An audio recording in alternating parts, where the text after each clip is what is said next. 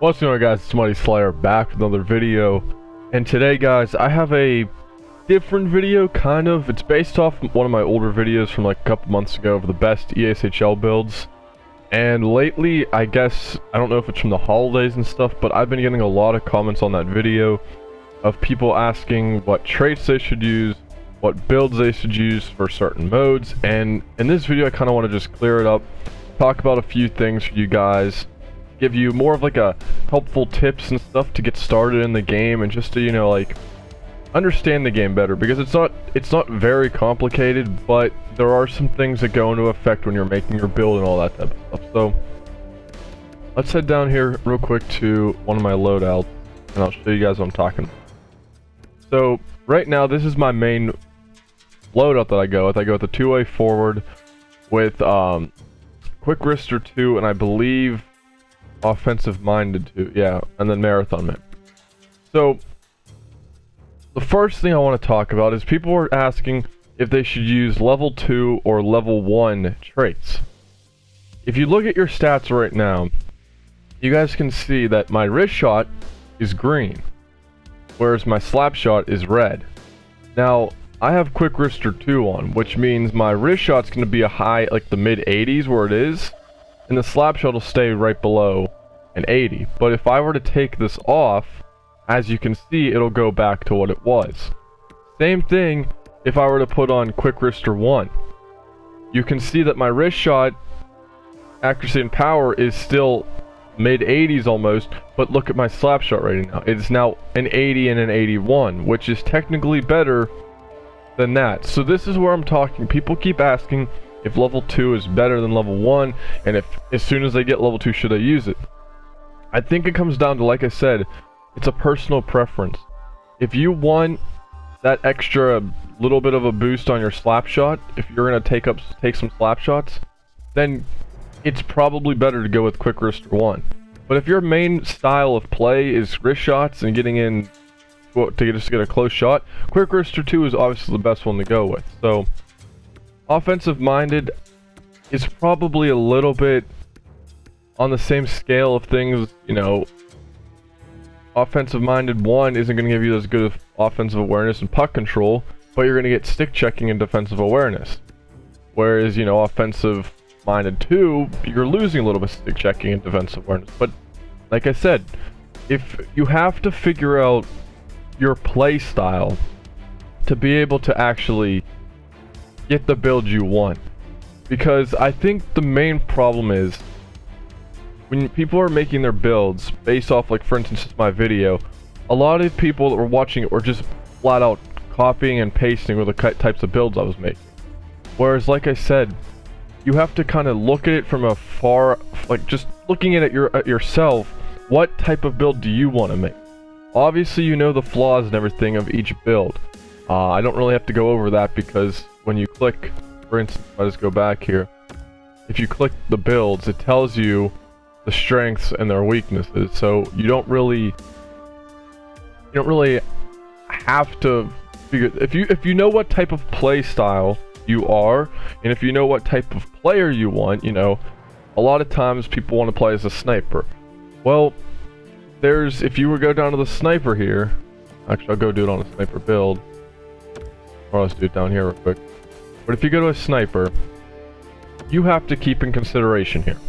A lot of people in my comment section were saying that they like making the 5'7", 100, I think 65 pound. Might be even lower than that. It might be 160. So this build right here is one that I've seen a lot of, and I think people are talking about putting on booming slapper, and I don't know if it was dirty dangles or if it was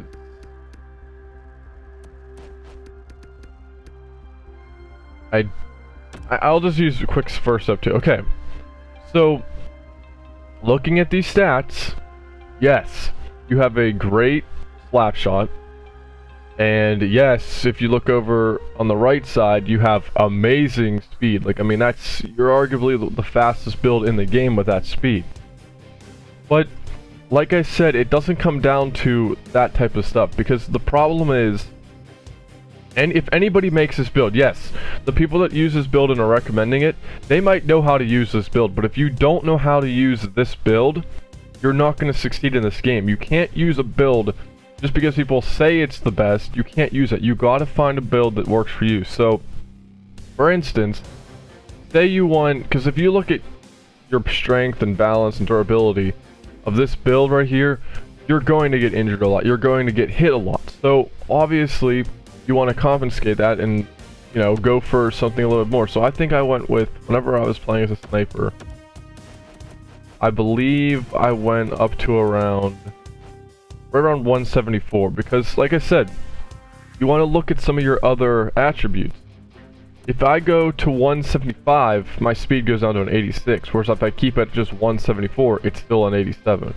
So right here, 6 foot 174, it's the sniper build I personally used when I was playing as a sniper. You still have the good slap shot. You still have fairly good speed, but the difference now is your durability, your strength, and your balance and endurance are all still up. They're higher than what you would have had as a 5'7", 160 pounds. So, if there's a certain build you like, I guess the point what I'm trying to get at is make it around the height and weight you want, but make sure to balance it the best you can. Because obviously, as a player, you're not going to come out here, make a sniper, and put him all the way up at 200 pounds. You know, looking at the speed and all the stats there, that's not really worth the extra balance, strength, durability. Yeah, you might not get injured as much, but you lost a lot of speed. So, obviously, you can base it around these builds. So if you guys watch this video, go back and watch my best builds video. And if there's a build in there, like for instance the Playmaker or I forget what, I think there was a power forward or whatever, balance it to the way you want it. If you know your playstyle, you have to make the builds around your playstyle. You can't, this is the thing I tell so many people when they ask about that. I know I was getting people saying, what's the best build for ones? What's the best build for threes clubs or threes eliminators or all that? The problem, like I just said, is you have to find out what works best for you. If you're playing ones, you're probably going to want a bigger build that can hit but can also shoot. So you're going to have to look into the power forward, or you're going to have to look into the two-way forward or so. If you're playing threes clubs, once again, depending on the type of role you play, a sniper, a two-way forward, a power forward, a dangler, they're all good builds for threes ESHL. Now for like, when you start getting into like threes eliminator or 6v6, once again, you don't have to change what you're doing with your build. There's no best build for those modes. Like I said, it comes down to your play style, because not everyone plays the same on this game, and I think a lot of people miss the point on that it's a game where you have to find what works best for you. Personally, like I said, I was using this build up here. I used it all last year. I used it mainly through this year, but I saw the weaknesses of it. I saw that, you know, I wasn't getting what's the word? I was getting hit around too much. I wasn't physical. And you know, the playstyle that I play as is I like passing the puck. I like getting my teammates involved, looking for the best shot. And the sniper doesn't have amazing passing skills. So I decided to fully look into all the builds, and I went with the two-way forward. 6'1", 186, which once again, you got to balance it. I could make him 6 foot if I wanted to, but I just wanted that extra height, and his weight I could possibly go down. But once again, it comes down to what you want on the build. And I want people to leave comments down below if they watch this video on the builds they use, because I want to help as many people as possible, because this game is very fun when you know what you're doing and when you know what build. If you're playing as a build you like and enjoy, you're going to have a blast on this game. But if you're playing as a build that somebody says is good and you're not doing good with it, it's not going to be enjoyable. You're going to get annoyed of the game and not want to play it, because like I said, you have to find what works for you. Other than that, I don't think there's anything else I can really touch upon right now. I mean, I'm not, like I said, I'm not an amazing player at NHL by no means, but I still know how to work the way, like, you know, to get my shot off, to get my teammates involved and all that type of stuff. I know how hockey works. So if you know your playstyle, because if you're not a passer, if you don't like passing the puck, then obviously going with the build that has good passing isn't going to be the type of build you want to make. Even though, say, 10 people tell you, hey, use this build. So, like I said, I don't know how long this video is going to be. Hopefully I didn't rant too long about it. But I just wanted to give you guys some updates on stuff like with the level 2, level 1 traits, because I know a lot of people were confused on that, if they should automatically use level 2, automatically use level 1, all that type of stuff. Like I said, all of this comes down to personal preferences.